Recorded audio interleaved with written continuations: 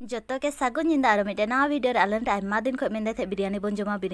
te finally tin ale biryani banao dale no biryani banao karon ten onyel se basmati chawle teng isina je ona karon ten de ilaichi tej sakam ghiu bulung ona ko em kate je noi chawle ta oloping isin kita 50% cook lagi sile inya olop kan bisi nyok ge isinen tinga aro note gunda masala ko joto em kate jira धनिया आरो बड़ाई दपे से इनके जे एकदम तीते मसला को CP बड़ा जिल हाकुर हो ना आड़िसिंग बुझ गया किंतु उपाय बांग तिहिन इंतम सासांग को एम कते जे जिलटा माने तीते पूरा सिपी मेसा कते फ्रिज रे अलप दिरी कारण तिंग दोहया आरो लाटू लाटू न पियाज 6-7 टागन गेब कते जे आरो ना ब्राउन कलर अलपिंग भाजी दा नेल दपे से पूरा भाजी लगाव कना न ब्राउन कलर हुयु तक माने बिरयानी रे तानम ते मा लगे चेतना रे बान इंतम भाजी हुयेन तिंगा इना बेस कलर ता नेल कना अडक दोहो किदिंग तान ते ओंडे अलप सुनुम सारे ना जे ओंडे गे सुनुम आरो अलप एम कते जे नय जिल टा भाजी लगाव गदा कैमरा टा अलप ओपो कान तिंगा माने लाइट हो बनो बांग आरो जिल दपे से बासमती चावले रे इना बेस नेल कना फोरफोरिया आरो नते जिल को लातार एम कते अलप गान रासे एम कते ना चेतान रे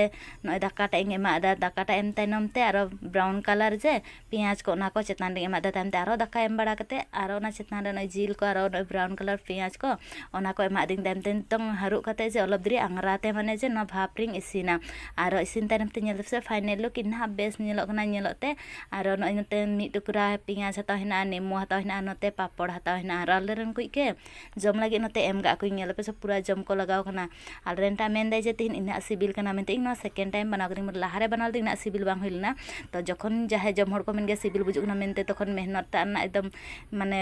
बेस बुजुग गे बांग इना मेहनत कते बनाव कदिन आरो जखन जाहे के जमते बेस बुज को गे मनटा बेस बुजुग ना आरो तिन सिबिल बुजुग ना मेना को जतो हर को जम दे नितंग जमिंग नय इना थारीटा